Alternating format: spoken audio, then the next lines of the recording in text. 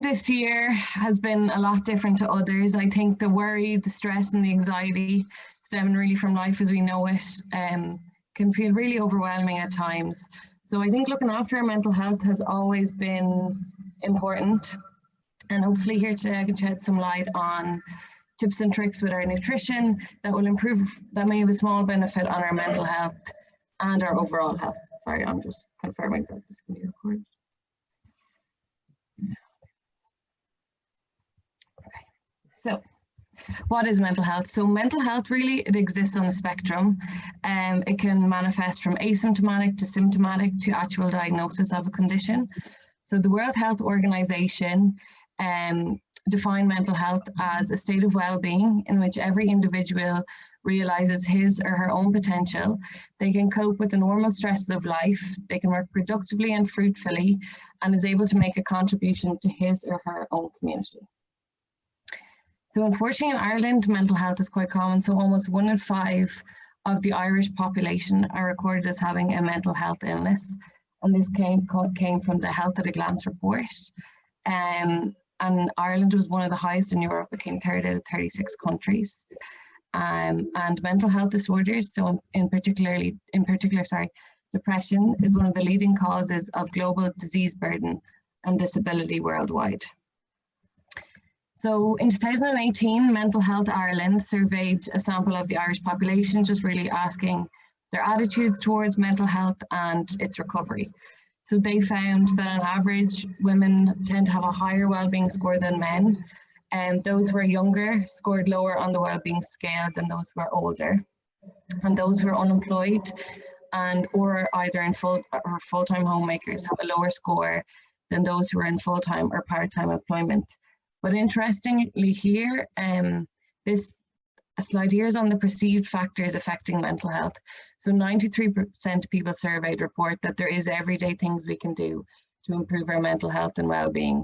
So exercise came out on top. So 39% of people find benefit from exercise.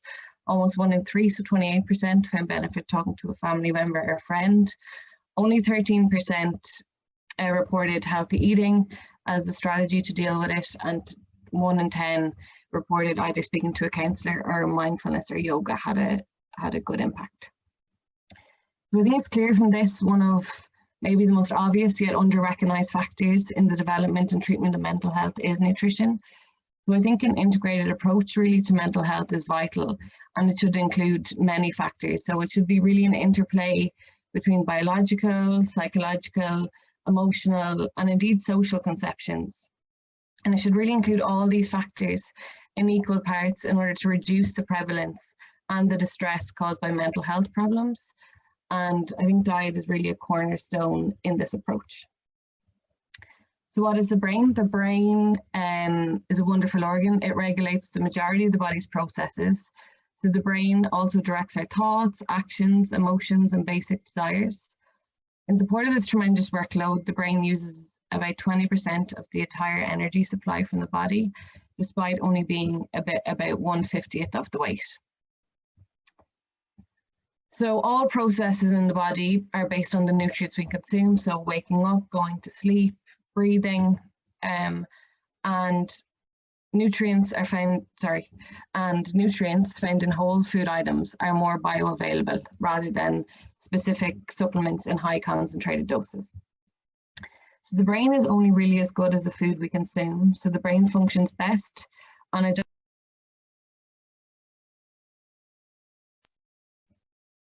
I'm not muted there, am I? Can you hear me? Oh, I'm on mute, sorry.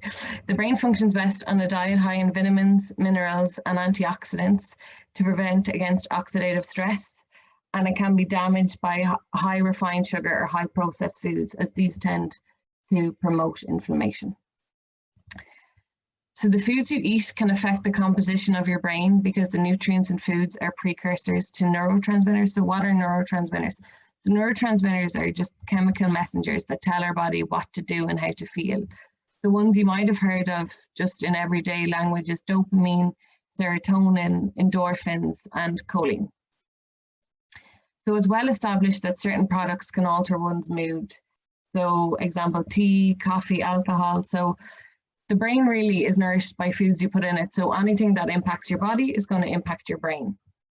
And I think these examples here, tea, coffee, alcohol, we understand have a direct impact on how we feel. So they have a direct switch on our brain function. So example, you feel more alert with coffee or tea, or the opposite with alcohol, you may feel more sleepy or drowsy. So for a sufficient good mental health, a balance of neurotransmitters is essential. These control the feelings of contentment, anxiety, memory function, cognitive function, learning, all really processes that involve our mind. So while some foods are temporarily good at promoting the neurotransmitter we lack, and we crave and consume them, they trick us technically into feeling better for a while. This can become, though, a vicious circle of overconsumption, in which we constantly go to this food or this drink in order to feel that way again, and that's what leads to cravings. So I think maybe what's a less common understanding is that some foods can have a lasting impact on mental well-being. So while caffeine and alcohol work very quickly, it's more dietary patterns that can have a lasting influence on our mood and mental well-being because of the impact they have on the structure, on the function of the brain. So it happens slowly over time. It's not like a salad is going to shift the way you think straight away, but it's an overall dietary intake of nutrients that's really going to affect the way your brain functions, its structure and its performance. So as I said, it's this cumulative impact on nutrients. So this table here just shows the effects of Western diet on the left in terms of more typical Mediterranean diet on the right. So certain ways which diet has been shown to impact mental health is in inflammation, in oxidative stress, and in brain plasticity or hippocampal volume. So in terms of inflammation, higher levels of inflammation are linked to depression. There's many causes for inflammation, so it might be smoking, lack of sleep, poor diet, for example. And research suggests that diets higher in polyunsaturated fatty acids, so oily fish, nuts, seeds, result in lower levels of inflammation. Oxidative stress, so these are technical enough terms, but I'll try to keep it as simple as possible. So oxidative stress happens when two oxygen molecules split in the body and a single oxygen molecule goes round and looks for a partner, and this causes damage. Now, this happens constantly in the body, but it's higher than normal levels of oxidative stress, which is associated with causing damage. And antioxidants found in fruit and vegetables, particularly in vitamin C, can help reduce the damage caused by these free radicals. And then finally, the hippocampal volume. So the hippocampus is an area of the brain. It's associated with learning, memory, mood regulation. Stability and growth in this area is associated with positive mental well-being, and conversely, a change or shrinking in this area is reduced with reduced mental well-being. So Western diet, so the one on the left, refined sugars, etc., has been associated with a smaller volume, whereas a diet high in fruit and vegetables, whole grains has been associated with a higher hippocampal volume.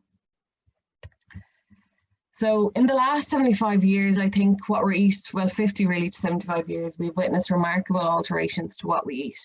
So changes to our diet in recent years may mean that what we consume now daily is really different in its nutritional content from that of even our closest ancestors. So this is just details from a Healthy Ireland survey, key findings in 2016. So just over 1 in 5 people reported that they don't eat fruit or veg at all every day. Almost 2/3, so 65% report that, 22%, I'll start that again. So just over 1 in 5 report that they eat 5 or more portions of fruit and vegetables daily. 22% report they don't eat any fruit or vegetables daily. 62% report consuming snack foods daily, so the average of that was 2 portions a day. And 15% drink sugar-sweetened drinks daily.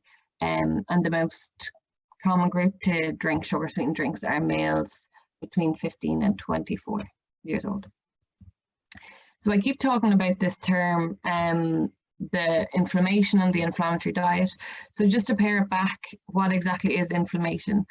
So when your body gets sick, so due to a bacterial infection, a virus, a cold, for example, or even if you cut your finger, the body's defense system gets triggered, causing inflammation. So really it's the body's response to illness or injury. So say if you cut your finger, think of the swelling or the redness around this, that's inflammation. But inflammation can also happen in and around cells in response to non-injury factors. These can include poor diet, lack of sleep, prolonged stress, or an imbalance of the good bacteria in our gut. So inflammatory diseases like rheumatoid arthritis or irritable bowel disease are commonly associated with physiological and behavioral changes, such as the ones listed there, like lack of energy or interest, loss of appetite, depression. And this is what's led to the inflammatory theory of depression. So that for some sufferers, inflammation may be contributing to the severity of their depressive symptoms. And in the West, our diet quality may be a significant factor in depression risk. So the next two slides are quite wordy, apologies in advance. They're just based on studies, so it was easier to put all the information on. So the Dietary Inflammatory Index is a scale of how likely certain foods are to promote inflammation in the body. So very broadly speaking, processed foods increase inflammation, while whole foods, fruits, vegetables, nuts, and oily fish reduce it. So a higher score on this Dietary Inflammatory Index is directly linked to higher markers of inflammation in the body. So in one study of over about 4,000 people, it found that women with higher dietary inflammatory scores were much more likely to develop recurrent depression than those with lower scores. And the effect was independent of other risk factors. And then the SUN project, which was a large Spanish cohort study, investigated the relationship between diet quality and mental illness. This found that participants in the highest quartile of free sugar consumption had the greatest depression risk. And the study also found that diets high in nutrients were linked with reduced risk of depression. So all that research, so the SUN project and the one with the 4,000 people, all that has been correlational. So it shows that there is a relationship, but technically it can say what causes what. For example, people might be depressed, or sorry, people might have a poor diet because they're depressed or have low motivation. This study here was actually a randomized control trial. So it used diet as a treatment for depression. So it was a 3-month randomized control trial, and it took place in order to compare dietary modification, so the food group, with social support, so a social group in people with a diagnosis of depression. So just the difference in the group. So participants in the food group were given cookery lessons, fish oil supplements, and were provided with a Mediterranean style food hamper every fortnight for the duration of the study, whereas those in the social group attended fortnightly meetups. So social support is also very much known to reduce the risk of depression. So at the end of the 3 months, both groups saw good improvements in mental health. However, the food group had significantly greater improvements in depression and overall mental health related quality of life compared to the social group. And not only that, but people in the food group who adhered more closely to the prescribed diet showed improved effects. And this study was a replication of an earlier, very large, the first of its kind cohort study. It's called the SMILES trial. So that was a landmark study really demonstrating the improving diet alongside standard treatment improved depression recovery. So it's actually quite an interesting read, the SMILES trial, if anyone wants to look it up. So just before I move into specific food types, vitamins and minerals that I'm going to talk about, I just want to have a little disclaimer here. So while the results of them studies are really positive, and looking at mental health illness in a whole holistic manner is vital, it's really important not to just focus on one aspect. So diet really isn't a cure, and food is not a replacement for medicine. So we don't want to get overexcited. It would be really insulting to tell someone with depression, or indeed any mental illness, that it's just about improving your diet, because mental health conditions, they're so complex and they're multifaceted disorders, and people can develop mental health issues for lots of different causes. And there can be so many contributing factors. what it really does suggest is that by improving something that is as amenable to change as nutrition, for example, this can be easier, it can be more accessible, it can be cheaper for people to make changes to their diet than accessing therapy, for example, it could improve outcomes. And I think anything that does that is incredible, because unfortunately our rates of depression are rising rapidly, our rates of treatment-resistant depression are rising. So really any little benefit that may be obtained, I think, is incredible. So it's just to remember that. So as I said, diet's not really the be all and end all, but it does play an important role. So as the studies provided, I think it's dietary patterns that are much more beneficial than any specific nutrient intervention. And the complexity of the brain means it really can't be modified by one specific intervention. So I did a talk last week on immunity, and the same principle really applied. So I'm seeing lots of immune boosting supplements and mood boosting foods everywhere. And I think now more than ever with COVID-19, people are really vulnerable and can be easily influenced. So we just look at the left here, the physiological support of your mental health can really only be done with the strategies which include the likes of adequate energy and protein, vitamins and minerals from food, ideally from quality food sources, adequate sleep, limiting alcohol, and strategic supplementation as needed. Whereas mood boosting, I believe really this is just a marketing term used in the sale of supplements. So your mood specifically can only really be boosted if there's a nutrient deficiency or lifestyle alteration contributing to its compromise. So you can't really boost your mental health, and no specific food or supplement will prevent you getting or worsen mental illness. As I've said, brain health is really the cumulative effect of good nutrients, and therefore a balanced diet containing a range of vitamins and minerals combined with healthy lifestyle factors like adequate sleep, adequate exercise is what is most efficiently going to prime the brain. So this is the magic question, which I'm sure everyone is all wondering, what exactly dietary patterns should we follow, or what exactly, prescriptive diet should we follow? So I think a lot of people are holding out for that magic bullet with the idea maybe of future-proofing our brain in terms of Alzheimer's disease or depression.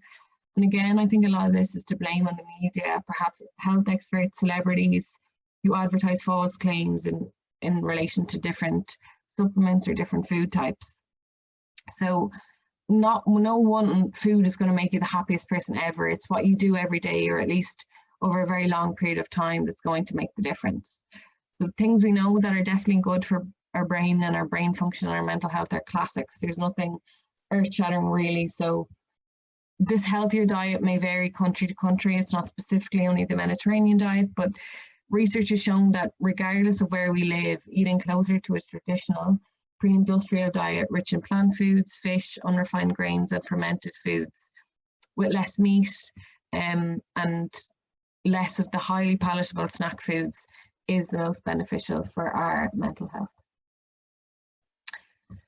So just on that, on influencers and health experts, and is a big thing that I see is dietary trends. So diet trends, and particularly those which glorify one food type and critique another, I think are often go around in a circle and are quite common. So they're constantly changing, and what's popular definitely doesn't mean it's the healthiest. So I think traditionally, if we look back, it was probably a low-fat, high carbohydrate diet. That was the in thing. And then it became low carbohydrate, high protein. So that was the Atkins diet. And now perhaps the most popular is the ketogenic diet, where it's carbohydrates that are demonized. So that's really a high fat, moderate protein and low carbohydrate diet. So in reality, it sounds really boring, but it is the basic principles of everything in moderation is what's most important. So we should not be over consuming one group and restricting another. So in terms of why these low carbohydrate diets or ketogenic diets, as an example, are so detrimental. So they're particularly bad for our mental health. So carbohydrate equals glucose, which equals brain power. So really, to be able to concentrate and focus, your brain needs enough energy, which solely comes from blood glucose. So as I said earlier, the brain uses about 20% of our whole body's energy. And glucose is vital Well, glucose is really important to fuel your muscles and maintain healthy body temperature as well. It's the main source of fuel, but it is the main source of fuel for the brain. So the glucose in our blood comes from the carbohydrate we eat, so including fruit, vegetables, cereals, bread, rice, potatoes, and lactose from milk. So eating breakfast and regular meals containing carbohydrate helps to ensure you have enough glucose in your blood to fuel it. So not having enough carbohydrate or glucose in your blood is known as hypoglycemia. The symptoms vary, but you tend to feel weak, you feel tired, you feel fuzzy-minded. So this can happen for a number of reasons. So it may happen when you don't eat enough carbohydrate-containing food, and it's a particular risk if you have diabetes or do extreme exercise or manual labor. It can also happen if you follow a very restrictive diet or tend to have irregular or restrictive meal patterns. So carbohydrates converted to glucose in the blood, or else it's stored in the liver as glycogen. So the speed at which this occurs depends really on the chemical structure of the carbohydrate. So simple carbohydrates are made up of 1 or 2 sugars, and these convert to blood sugar easier. And then complex carbohydrates have three or more sugars, and they take longer to convert to blood sugar. So in general sense, complex carbohydrates tend to pack in more nutrients than simple carbohydrates. They're higher in fibre, and you digest them much more slowly. This makes them more filling, so they keep you fuller for longer, and they're, as well as being a good option for weight control, they're also really high in other nutrients like calcium and B vitamins. So this graph here just explains really why I'm talking about the importance of regular meal pattern and the inclusion of, say, a complex carbohydrate with each meal. So just again, these carbohydrates that we say at any meal are breaking down to blood glucose. So when your blood sugar drops, so if you skip breakfast, for example, this is when you can become irritable, so you have trouble thinking, etc. Then we often go for something quick, convenient, and high in refined sugar or processed carbohydrates for our lunch. These are digested really quickly. It results in a blood sugar spike, as you can see on the graph there, and then follows by quite a significant drop, which is leaving you feeling tired and hungry soon after, which some people refer to as a sugar crash. So when we go too long without eating, I think everyone can, have a sense here, like if you go shopping when you're hungry, for example, we're much more likely to make less healthy food choices, and we'll go for whatever is convenient and fast. So this just highlights the importance of eating regular, balanced meals with the source, where possible, of slow releasing carbohydrate. That's what keeps our blood sugars most stable throughout the day and our brain fueled. So aside from the importance of carbohydrates for our blood sugar, they're also very important because they tend to be quite high in fibre. So by definition, very low carbohydrate diets are low in fibre. This has been shown to decrease the diversity of the microbiota, or your overall friendly gut bacteria. And as I said, the best guidance is to continue to eat whole grain, complex carbohydrate diets. And on average per meal, you should, your carbohydrate sources should make up about 1/3 of your plate.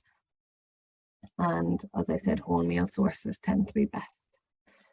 So in terms of fibre, the fibre recommendation is between 25 to 34 grams per day. Unfortunately, almost 4 in 5 Irish people don't meet this. The importance with fibre is so important for so many reasons. So it prevents against constipation. As I said, it can help with weight control, as it tends to keep you fuller for longer. It's also really helpful in providing a food source known as prebiotics for our friendly gut bacteria, which I'll be speaking about more in a minute. And it's really important to increase our fibre. If you are going to increase your intake, it's really important to do it gradually, so as not to cause tummy upset. And if you are to increase your fibre, to make sure to match it with fluid provision. So fibre very simply comes from plants and not animals. So there are many different types of fibre that are important for health, but they're usually split into 2 main groups. So that's soluble and insoluble fibre. So soluble fibre dissolves in water as it moves through your digestive tract, and it slows down the rate at which your intestine absorbs glucose and cholesterol.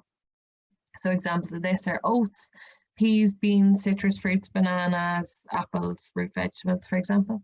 And then insoluble fibre does not dissolve in water. It passes through your gut without being broken down, and therefore it helps to add bulk to your stools and prevent against constipation. So this is whole grain cereals, bran, cauliflower, green beans, nuts and seeds. So this is an infographic I took from a girl called Edible Evidence.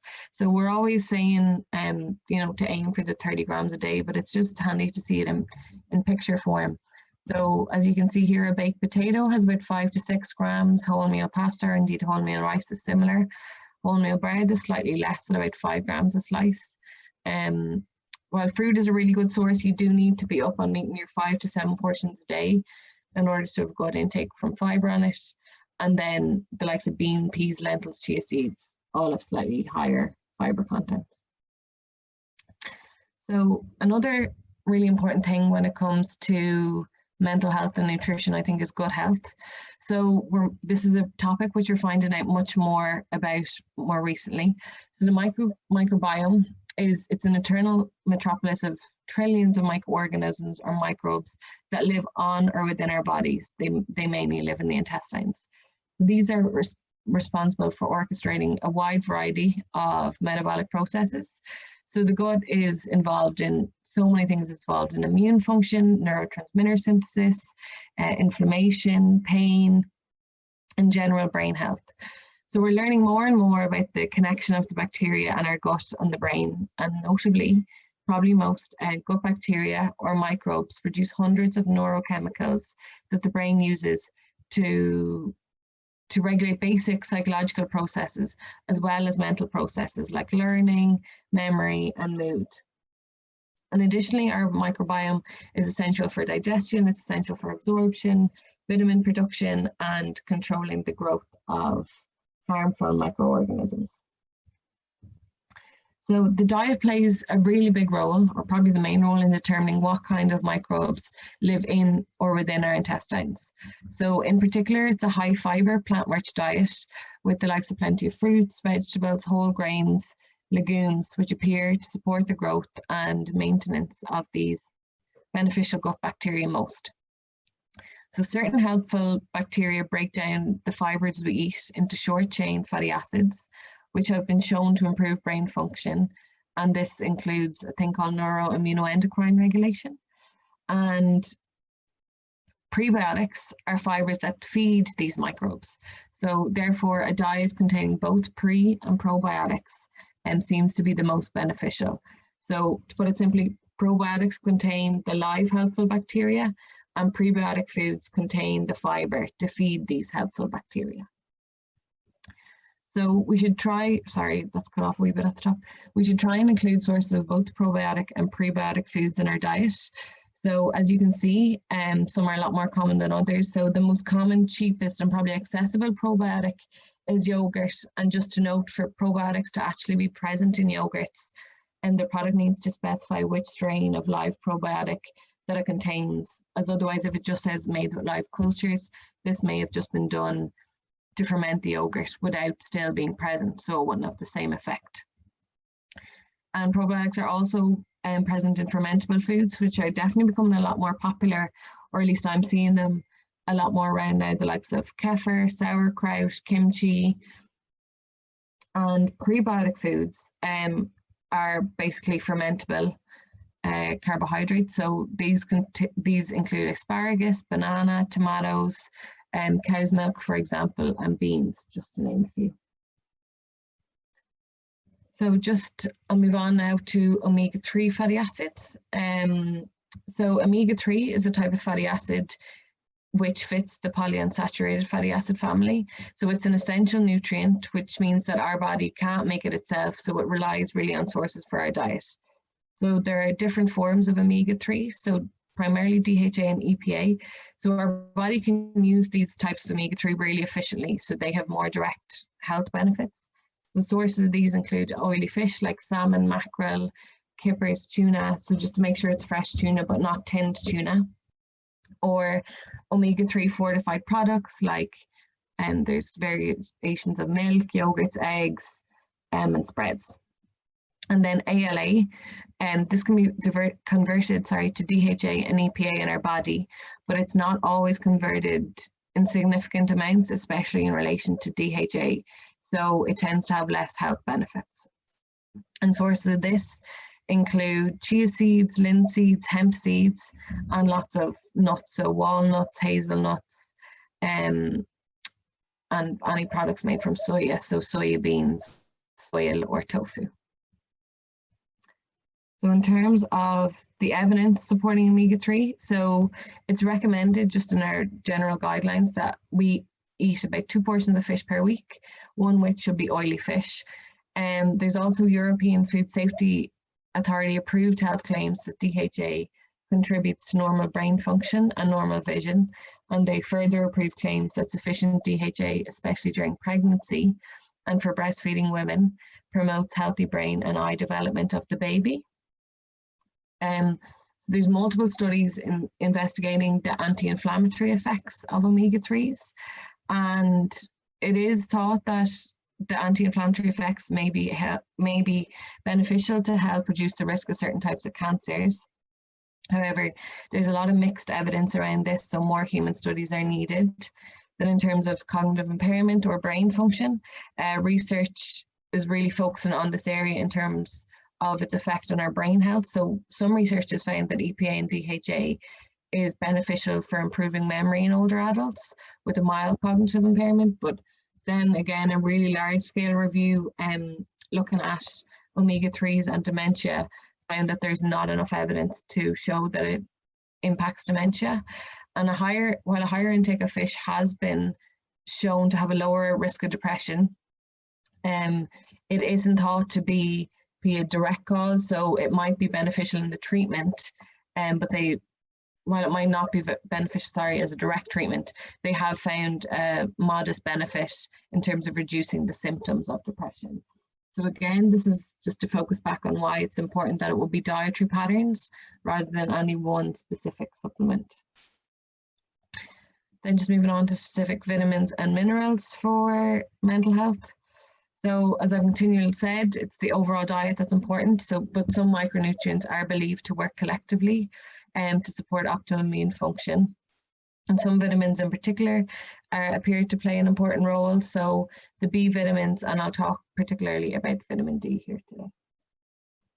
So in terms of the B vitamins, which have the most impact on brain health, so B1 and B12 in particular, low levels of this can lead to tiredness and feeling depressed or irritable. And sources of this to ensure we're getting enough include fortified foods, whole grain cereals, and then animal or protein foods such as meat, fish, eggs, and dairy. And then niacin or vitamin B3, this is really important in the production of serotonin, which is important brain neurotransmitter that helps with the communication between brain cells, and those with a low level of this may see a negative effect on their mood. So sources of this again are primarily maybe animal-based, turkey, salmon, chicken, but also in brown rice and fortified cereals. And then folate or folic acid. So you may have increased chance of feeling depressed. This is particularly important in older people if you have low levels. And during pregnancy, it can help lower the risk of certain brain-related birth defects. And the vitamin is also important for mood regulation because it helps with the synthesis of serotonin. So while the other two are B1, B12, and niacin or B3 are a lot of animal-based foods and fortified cereals, folate's mainly found in liver, green vegetables, oranges and other citrus fruits, and beans and fortified foods. So again, fortified breakfast cereals tend to contain all the B vitamins. Then moving on to vitamin D. So vitamin D really is known as the sunshine vitamin, and it's the only vitamin where source is not one of diet, but it's of UVB sun exposure. And unfortunately, at our latitude, we don't get enough sun to convert the provitamin D into the active form. So in Ireland, we actually only make vitamin D between April and September. So even if it's quite sunny, like it was, for example, last weekend, it's not strong enough to promote the production of it. And severe vitamin D deficiency is estimated between about 10 and 44% of the Irish population. So low levels of vitamin D are thought to have a negative impact on mental health. So they may impair cognitive function because there's vitamin D receptors in areas of the brain that are responsible for our mood and our behavior. A vitamin D deficiency may contribute to depression. So for example, in one review of over 13 studies, I think there were about 31,000 participants, this found that vitamin D deficiency had an increased risk for depression when those who were vitamin D deficient, comparing those with higher levels of vitamin D. However, in another study, it was found when they investigated it as a treatment of depression. So they gave really high levels of vitamin D, so approximately 70 micrograms, which is 7 times what we're recommended to take here in Ireland, found no change after the supplementation dose.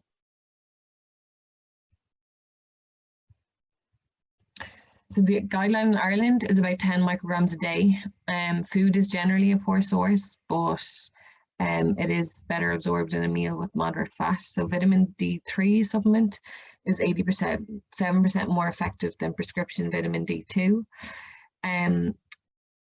So taking very high doses over long periods has the ability to weaken bones and can be problematic. But the HSE have published advice that taking 25 micrograms or less of vitamin D a day is likely to cause any harm. These tend to be, you can get vitamin D really anywhere. Shops often have own brands, Aldi and Lidl do. Boots have their own brand, and then there's obviously named brands in pharmacies. As I said, food is generally a poor source. As you can see here, so some foods do contain vitamin D, but you'd need to eat them in quite large amounts in order to meet the recommended 10 micrograms a day. So for example, you need about 5 eggs, 5 bowls of cereal, or people think, and it is, super milk is great, but you'd need to take in about a whole litre to get the 10 micrograms of super milk in a day. Then moving on to minerals. So the difference in minerals are these are elements in the earth and in foods that our bodies need to develop and function normally. So the ones that I'll be discussing, particularly in relation to mental health, are iron.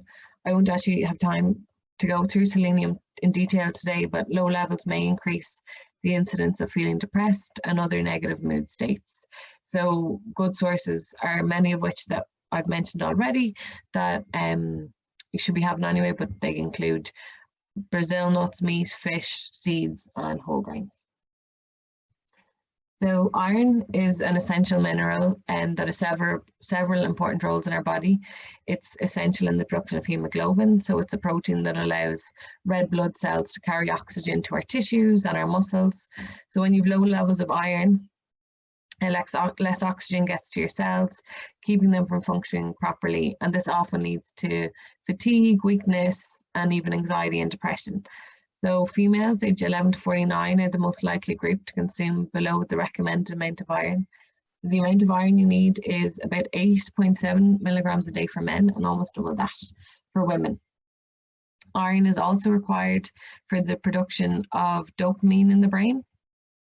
And our bodies use tyrosine from protein-rich foods to produce dopamine, but this only happens in the presence of iron. So a lack of dopamine can lead to depression, anxiety, and even movement disorders like restless leg syndrome. So we should really be able to get all the iron we need from our daily diet. So there's two main sources of iron. So there's two main sources of iron. There is heme or non-heme iron. So heme sources of iron include beef, chicken, black pudding, pork, and oily fish, and non-heme sources are less well absorbed than these, and these include the likes of fortified breakfast cereals, broccoli, bread, cabbage, chickpeas. So steps you can do to increase the iron intake in your diet, so you can eat a variety of heme and non-heme iron foods ideally every day. If you are vegetarian and don't eat red meat, to make sure you include a wide variety of heme sources for best absorption. And then in terms of iron and vitamin C, so eating foods which contain vitamin C at the same time as eating non-heme iron can actually really improve the absorption of it. So the likes of a glass of orange juice with your fortified breakfast cereal is a good example. And then just to be careful with them drinks, so the likes of tea, coffee, cocoa, or red wine can actually inhibit the absorption of iron. And then finally, I'll just move on to some lifestyle considerations in terms of your mental health. So sleep and mood. So most people know firsthand really that sleep affects their mental state. Sleep is really closely connected with mental and emotional health, and lack of sleep has demonstrated links to depression, anxiety, bipolar disorder, even personality disorder, and various other conditions. So brain activity tends to fluctuate during sleep. It increases and decreases during different sleep stages that make up the sleep cycle. So each stage plays a really important role in brain health. For example, rapid eye movement sleep facilitates the brain's processing of emotional information. So during sleep, the brain works to evaluate and remember thoughts and memories. So it appears that a lack of sleep is especially harmful to the consolidation of this positive emotional content in particular. And there's growing appreciation for the bidirectional relationship between sleep and mental health, in which sleeping problems may both be a cause and consequence of mental health problems, whereas before people may have thought that the lack of sleep was directly attributable to the mental health problem. It actually might be the lack of sleep causing it. Just from a nutritional aspect to consider with sleep, to avoid obviously drinking alcohol or caffeine before bed. What people maybe are less aware of is that it can take 12 hours for the caffeine in your system to wear off. So ideally early afternoon, you'd stop taking your last caffeine containing drinks. If you do want a hot drink in the evening, try something milky or herbal. It's really important to look at the labels, because the likes of green tea would still be very high in caffeine. So just be careful around that. And then exercise. So the body produces endorphins with exercise. These are proven to be as effective as medication for mood and mild pain. The word actually endorphins comes from endo or endogenous, which is made in the body, and then morphine, or which is like pain medication. And then it's important to exercise regularly, as the effect of these endorphins break down after about 24 hours. And then exercise also plays a really important role in brain cell regeneration and increasing our overall brain cell connections. So just finally, practical recommendations regarding food and mood. So this is a UK model, but it's the plate model, and I think if this is all you take away from today, this would be good learning. So a variety of foods is really needed in the body to increase nutrient diversity. So half of the plate should contain a wide variety of fruits and vegetables. These are also sources of fibre and prebiotics for our gut and brain health, and polyphenols and colours to reduce inflammation and promote good health. Then a quarter of the plate should contain whole grains or complex carbohydrates to fuel the brain, such as potatoes, sweet potatoes, brown rice, whole wheat or whole fibre pasta. And then finally, a third to a quarter of the plate should be a lean protein. This could include eggs, oily fish, chicken, beef, tofu, tempeh, or beans. So in summary, the best way to support your mental health is to maintain a healthy, well-balanced diet with plenty of plant-based foods rich in vitamins and minerals, plus some animal-based foods which are rich in essential fatty acids, B vitamins, and iron. So high fibre foods that promote microbiome diversity in our large intestine are also really important for immunity as well as brain, as healthy gut microbiota are key for the proper functioning of the gut-brain axis. The supplements really can substitute a healthy diet, and mood-boosting foods don't exist. So regular exercise and a good sleep pattern is really what's critical for the normal functioning of the brain. This is just a closing note. So I think mental health really matters, and there's probably a big stigma, unfortunately, around it in Ireland. I think especially now with COVID, it's a really challenging time for us all, physically, mentally, emotionally. We've got to mind ourselves, our friends, and take the time to look after ourselves in all senses. These are just some helplines here if anyone's been particularly affected. So the My Mind one is a counselling service, and it actually is free appointments for anyone who may have been financially affected by COVID-19. that text 50808 is a free 24/7 text service. So you can send them anything as simple as hello or a picture or an emoji. It doesn't have to be anything in detail, and then PA the house. And then I'm happy to take any questions if you're still here after all that. I'll stop sharing this.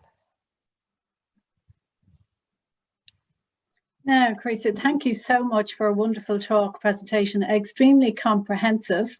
So I just check into the chat now. I have seen quite a few people have asked for a recording. So definitely we will organise that, because there's so much in it. I think it'll take a while to digest. Excuse the pun, you know. It is so true. We're all at home at the moment. We've slipped into bad habits. Equally, it's a hard slog for us all, and I suppose our mood is impacted. So to, you know, have a good consideration as to what you have said and take some of those hints on board would be of great help. I don't know, does anybody want to, oh, some people have hands up, so I'll go with that, because that was about it for the chat. How can we access recording? Are superfoods like googie berries truly a superfood? No, so the likes of them, they will be quite high in fibre. They'll have vitamins and minerals, but again, it's solely a marketing term to often up the price of them, and they're not going to have any more beneficial effects than say having raspberries and blueberries mixed. Okay. Okay, I'll just go here now. Lynn is here. So to unmute there, if you want to ask your question.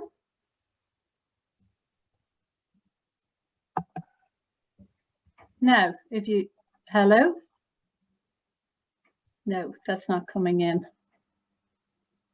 Anybody else with a question? If you want to just pose it there. Also, what are the recommended DHA and EPA foods? So DHA for and EPA, vegetarian, sorry, I beg your pardon, for vegetarian, come up there. So there's not many. Their DHA and EPA are mainly from fish sources. There is vegan supplements made with seaweed, which would contain DHA and EPA, but just be careful because they can be quite high in iodine if you're taking them over a long period of time, especially if you're pregnant, just to be careful with the iodine. Okay. Does Carisa have any opinion on the fasting 8-hour eating, 16-hour fasting diet? I think this is everyone's favorite, and nearly every talk is asking this. I mean, it works very well for some people. I wouldn't inherently say it's typically bad. Like, people lose weight. People say, oh, eating between, for example, 10 and 6 is why you're losing weight. You're probably losing weight because you're cutting out snacking at 8 o'clock in the evening in front of the television, for example. If it works for you, absolutely, it tends not to be a problem, but it can be that people maybe have 2 bigger meals and you can be missing some nutrients from that. So it's just to be aware that to try and get all the balance, like try and get your protein in, try and get your fruit and veg in that period. Okay. Carisa? Yeah. This is Lynn. Has a question there? Yeah, I couldn't unmute myself before. You mentioned no canned tuna, I believe. What about the wild caught canned tuna? Is that okay? So no, it's not that it's not bad at all. It's still a really good source of protein and calcium. It's that it wouldn't have EPA and DHA in the canned source. Oh, okay. But it's not at all. Like, it's a really good option and it's really handy and it's often cheaper. It's just, it's not considered an oily fish. Got it. Okay, thank you. There's a few more here in the chat. Just, are blueberries and raspberries considered antioxidants? They would have antioxidant properties in terms of they'd be high in the likes of vitamin C, but again, antioxidants is a health word that's pushed around. Okay, and antioxidants, yeah, but okay. Another one from Michelle. Can you recommend some good breakfast options? Yeah, so it really depends on, you know, what you like. Yogurt, berries, granolas are really good. If you make your own, like some granolas, to be honest, are really high in sugar, so just look at the label. Porridge is probably the one we promote the most. It's really high in them complex carbohydrates, which we're talking about, so it's really slow releasing over the morning. Making it on milk to make sure you have a protein source, and then adding in the likes of a fat, maybe like peanut butter, and adding in some fruit is a really good option. Scrambled egg on toast, beans on toast. It's really to try and again go back to that plate model, that we're getting a source of carbohydrate, we're getting, you know, a source of fruit and veg, and we're getting a source of protein with our breakfast, is what's most important. So the likes of, I'll just go through them, for example, like beans on toast, you're getting all three, eggs on toast, you're getting all three. It's just to keep that in mind. Okay, and then a few combined there saying, you know, find the tough going at the moment, hard to get out of bed, you know, all a struggle, you know. So I suppose you've covered different aspects of that. You want to run through just a few pointers again? And I think people, like, God bless us, we've been in lockdown really longer than we haven't. And I think the last thing people maybe want is to eat healthily, or, you know, to cook a dinner, or, you know, they just lack motivation. So maybe what I find probably most useful for it is I batch cook. So I'll cook on a Sunday maybe for 3 days. So, you know, you're only making the big effort maybe twice a week or 3 times a week probably. And just, you know, go with whatever is accessible and available to you. You can't, and you're not going to be perfect all the time. And it's, you know, if you have a lapse day, like I kept going on about refined sugar foods and the inflammatory diet, like having them occasionally is not going to have a bad effect. I mean, everyone deserves a treat. It's just if our diet is solely based around them. But yeah, it is hard. Yeah, so hopefully we're getting there, you know. Just one more question here from Eugene. Is there a connection between inflammatory disease and depression, as inflammation is involved in both? As fibre is an issue with IBD, is there something easy on the gut, so still getting the prebiotics? Can you read that again? Because if he's I'll break it down again. Okay, it's 2 elements to it. Is there a connection between inflammatory disease and depression, as inflammation is involved in both?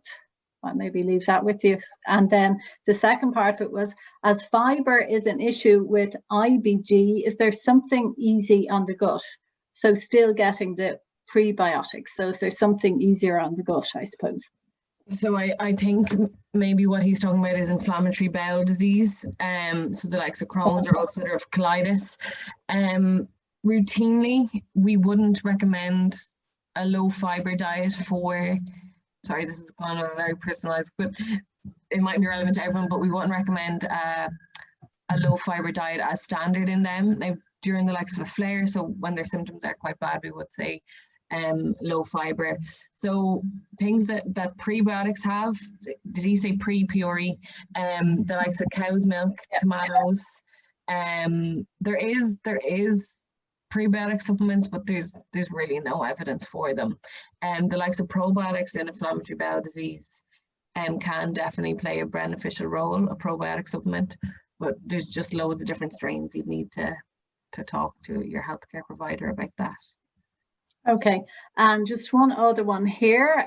It's from Amy. Sorry, just to ask again, what was the trial? Oh, it's gone. Sorry, it's just moved on me. Sorry, just to ask again, what was the trial regarding food and social effects on mental health called? The one which I mentioned was the initial one was the SMILES trial. So that was the first in its kind. The one I mentioned, I actually don't know the official name, but it was published in December 2017, just after the SMILES trial. So if you search food, I don't even know what I have a source. If she wants, I can look it up and I'll put it in the chat after if that's any use. I can just put the direct link to it. Okay, now there's quite a lengthy one here from Hazel. Hi, thank you so much for this interesting talk. Does the specialism of mental health dietetics look at improving psychological health through food or not so much? I leave it at that. So it's very long after that. Yeah, I leave you. Yeah. Go again. Sorry. Well, okay, I go again. Sorry, give me 2 seconds now. I'll go back to it. It said, hi, thanks so much. Does the specialism of mental health dietetics look at improving psychological health through food or not so much? For example, people with mental health disorder, or is it just about giving them generally good nutrition? Does that make sense? Wondering if psychobiotics, nutritional psychology comes into it at all. I know it's quite a new field, just curious.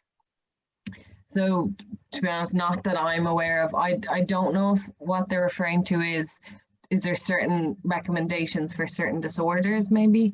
It overall tends to be just what I've gone through, like a general healthy dietary pattern, high in polyunsaturated fatty acids, low in refined sugars or carbohydrates.